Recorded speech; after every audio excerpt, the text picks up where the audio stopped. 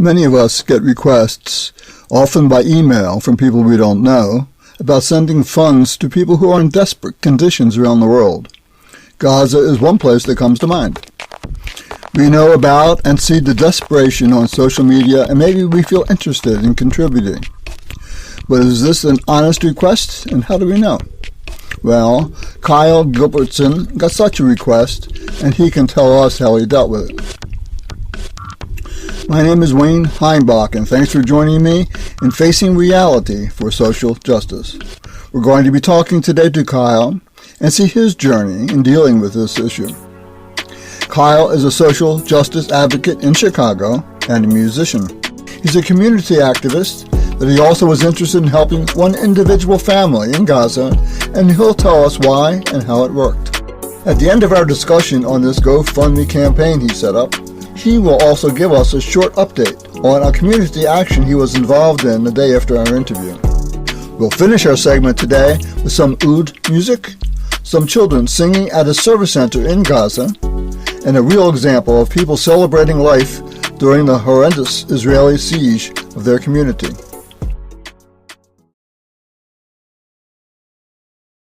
Hi, Kyle. One of the things that sometimes people get are these requests from, usually intermail requests for support. What they say is that they're in a difficult situation, and they could be, obviously. But at the same time, people are wary about this. They don't quite know what to make of it. And even if they do want to help, they feel uncomfortable just jumping right into it. Right. Now, I know you've been working with some people in Gaza for some time, and so I thought it would be interesting for you to tell us exactly, how people approached you, how you found them, and what did you work through to make sure the people that you felt comfortable saying that this is something that you wanted to do, that's something you could, do whatever kind of support that you could. What was the process there? Yeah, well, it was a long process, and it wasn't easy. I think I was after the war, shortly after the war in 2021. I was contacted online by many people from Gaza, and it was more like, for me at the time, just a gut feeling like I wanted to do something to help them, and so I was ready to just try to help. And I think, it should be said, like, the vast majority of people in Gaza, even at that time, I think according to the UN, it was like 83% of people in Gaza are in need of humanitarian aid. And so my feeling was, on a certain level, like, as long as I'm certain that these people are in Gaza and living there, chances are that they are in need. And so that was kind of my starting point. I went through a process with some people who seemed especially pushy and manipulative, and I had to block them.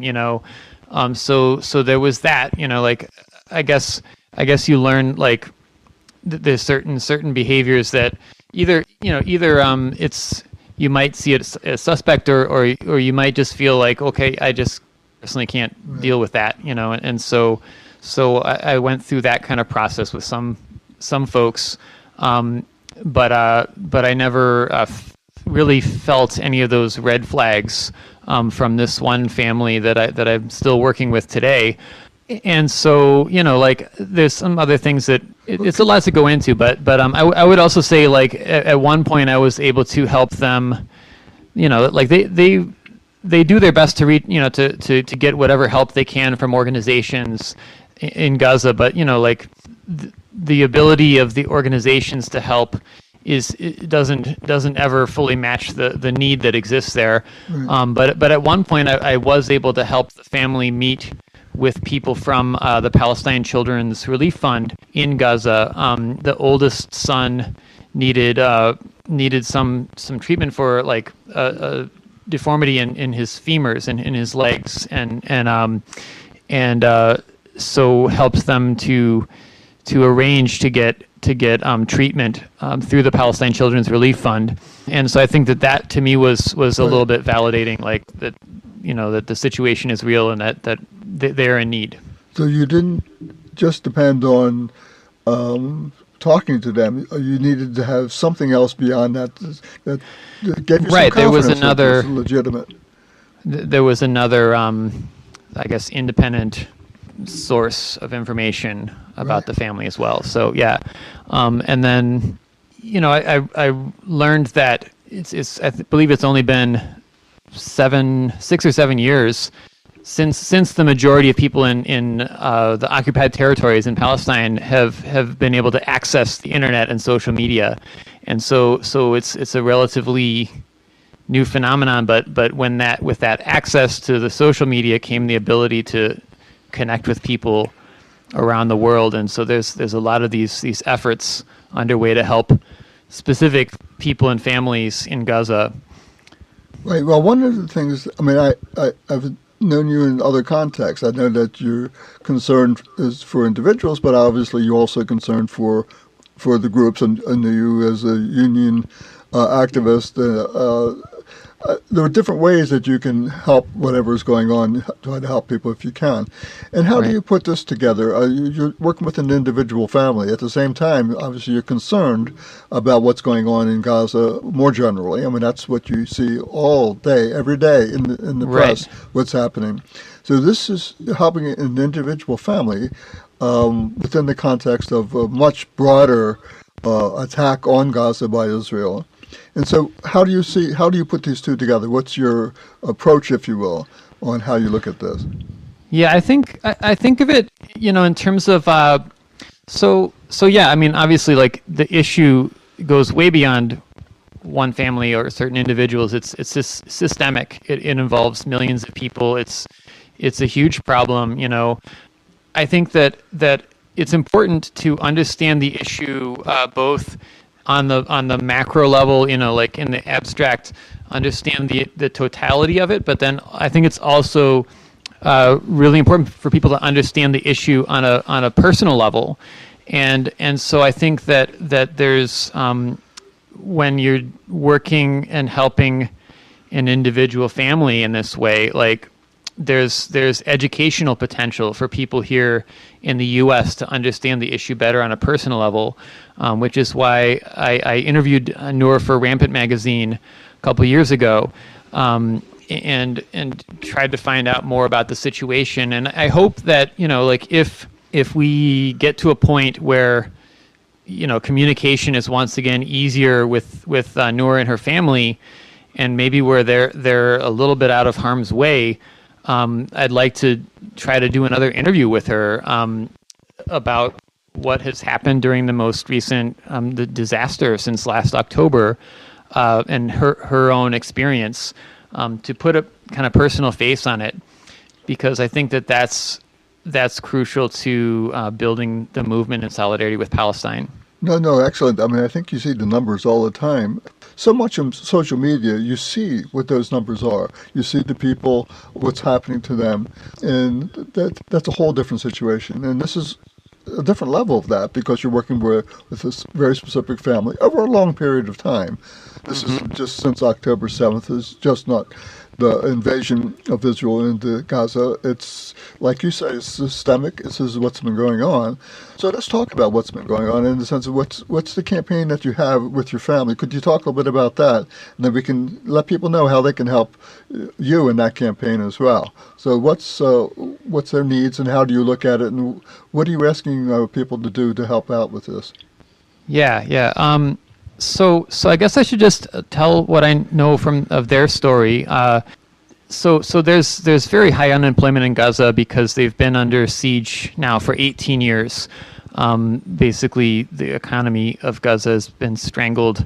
So because there's this high unemployment, at the same time, Dia, the father of the family, has a severe disability.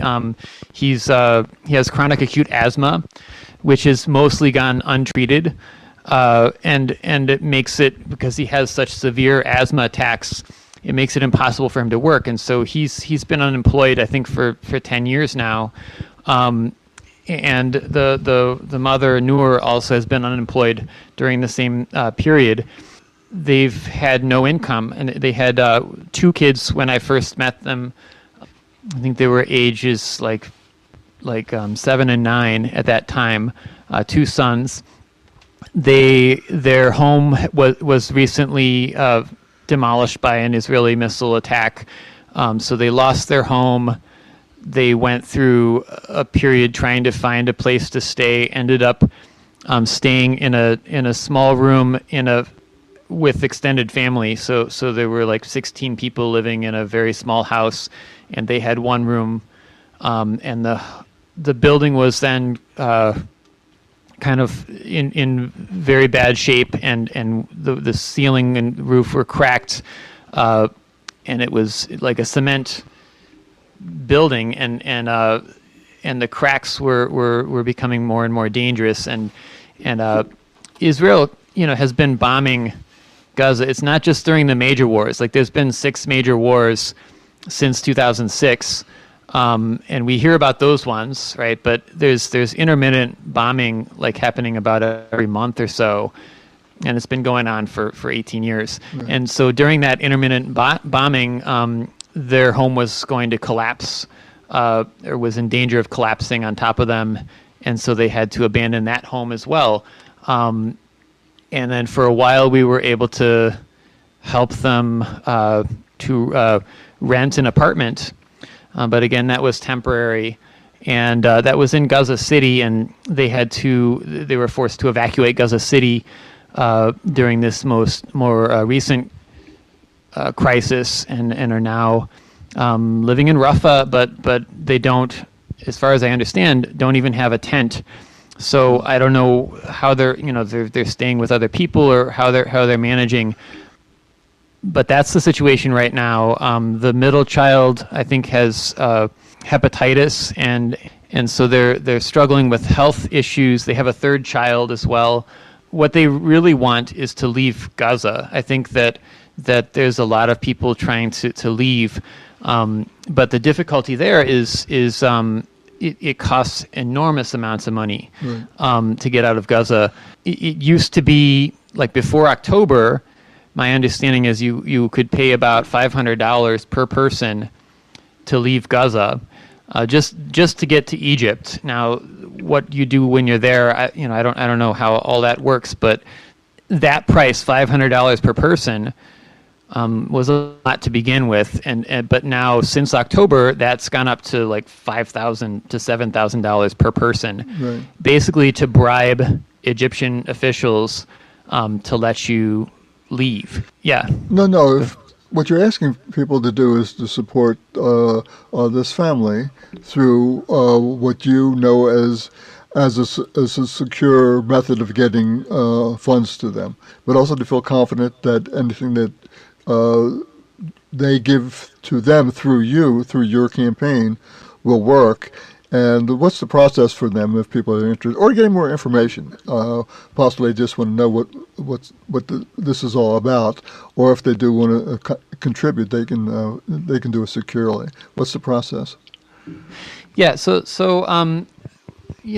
I think that the campaign really has 2 goals. Like, the first one is just to help them with their most basic needs, right? They need food, they need water, they need medical treatment, they need shelter. I think that we can definitely help somewhat with that. I think a lot of that stuff also depends on the siege. There's a lot of things that are not allowed to even enter Gaza, and so no amount of money can necessarily help if there's no food anywhere. For example, right? But I think that's the goal at the basic level, is just to help them with their most immediate needs. But then if we were able to raise enough money, I think the goal would be to help them to escape Gaza. And so how people can contribute is, if they want to help, you can find, if you go to GoFundMe and you just do a search for help a displaced family in Gaza, and there's a couple campaigns that have the same name, but if you find the one that's organized by me, Kyle Gilbertson, you can click on that campaign and you can make a donation. So there are a number of them with the same name. Is that, I mean, people are, it's like what is that? I mean, how does that work? I mean, does the GoFundMe have like a category? And within that category? Yes, there's a lot of people doing similar fundraisers to help people escape Gaza. And GoFundMe, I guess, has a whole process that, you know, like they're asking me for a lot of information. They've found out, you know, had to figure out which travel agency Noor plans to use, if they have enough money to leave, what is their plan. So GoFundMe apparently is getting a lot of campaigns like this, and they're trying to stay on top of that and gather information and make sure everything is, I guess, up to their standards too. No, that's excellent. So what you have, not only should people trust you, which I'm sure they will, but they also have a process that GoFundMe has, I don't know if it's initiated it, but it's worked through to, as much as possible, make sure that any funds that are given through them go to where they're supposed to go for the reasons that they're supposed to go there. So that's excellent. And okay, Kyle, if people want to, they can get in touch with your campaign through GoFundMe, through, if you could say the name again of the category. Well, the name of the fundraiser is Help a Displaced Family in Gaza. Okay. And it should have my name, organized by Kyle Gilbertson. Beautiful. And they can also get more specific information on the campaign, not just, you know, hey, give me some money, but they can see what's going on with the family and get a little bit of a story, a little bit of There's a link to the article, the interview that I did with Noor. Excellent. So Fantastic. you can get more of the background story as well. Okay, good, fine. Well, thank you very much for this, Kyle. It's quite helpful, and I'm sure people who do want to contribute will have a lot more confidence that the money that they're donating will go to where it's supposed to be going, and help a family in need, and beyond that, help people in Gaza, more generally in Palestine, protect themselves from what's going on in their situation, and hopefully move forward with a whole bunch of things that we could talk about at some other point. But thank you very much for the interview, Kyle. We'll talk soon, okay? Thank you, Wayne. Okay. A day or so after our discussion of his GoFundMe activity, Kyle was involved in an action in Chicago that was trying to show a military contractor that they are always on their minds. Okay, Kyle, I guess it was a day or so after the interview that we did, you were at the demonstration in Chicago, and so I thought it would be an appropriate sort of finale as part of the interview, just to give us a report if you could. This was in Chicago, and what was it all about? So we found out, or a group of activists found out about an aviation conference that was happening at McCormick Place, and Elbit Systems, which is the leading Israeli weapons manufacturer, was going to be at the conference, and so was Boeing. It was another weapons manufacturer that both of which are heavily involved in the genocide that's happening right now in Gaza. Elbit Systems has been targeted, by protests all around the world, and was recently forced to close their offices in Britain. So what we planned was to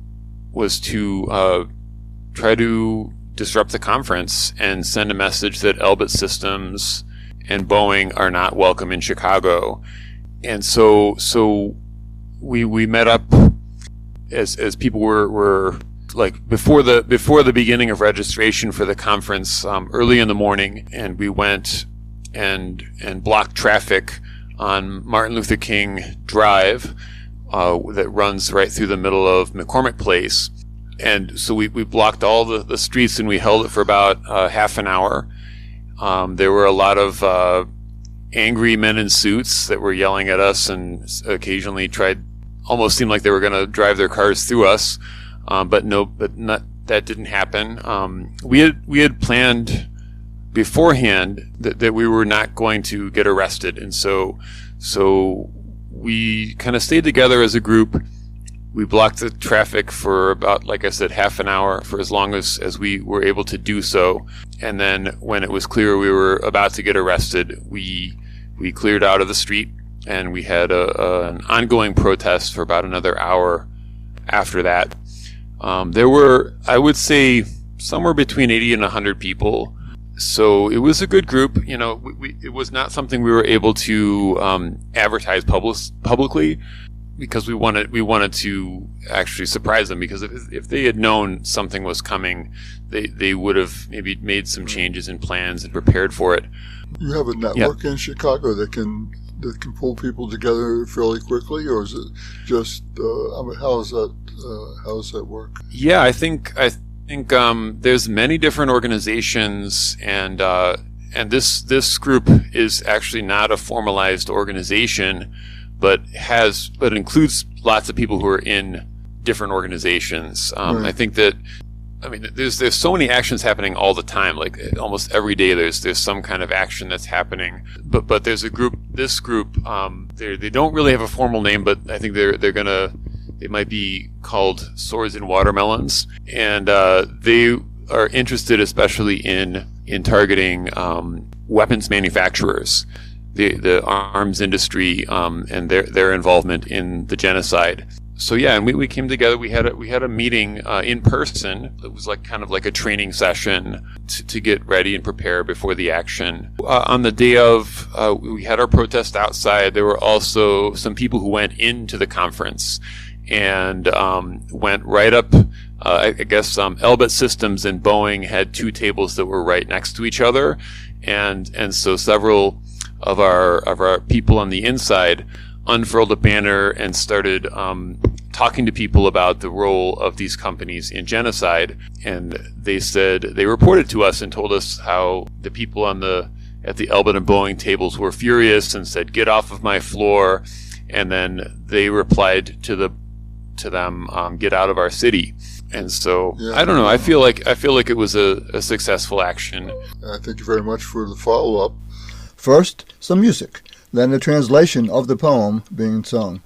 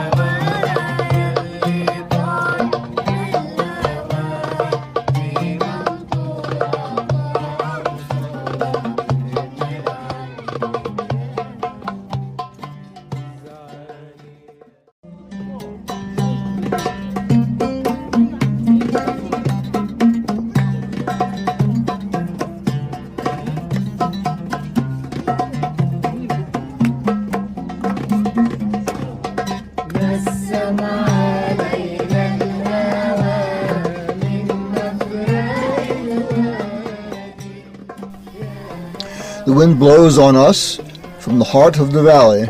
O wind, please take me home.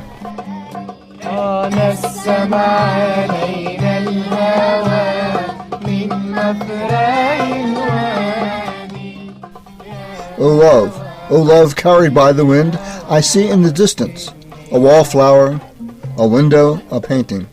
O wind, take me to them.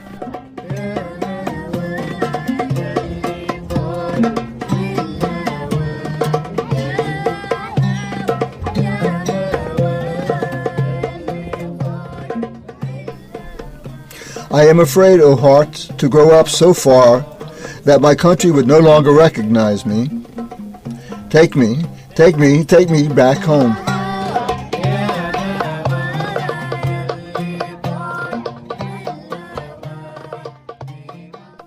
This music of children singing was on Instagram post on April 6th. Translation of the poem was in the Instagram comments. Anyway, thanks for joining me today in Facing Reality for Social Justice. I'm Wayne Heimbach.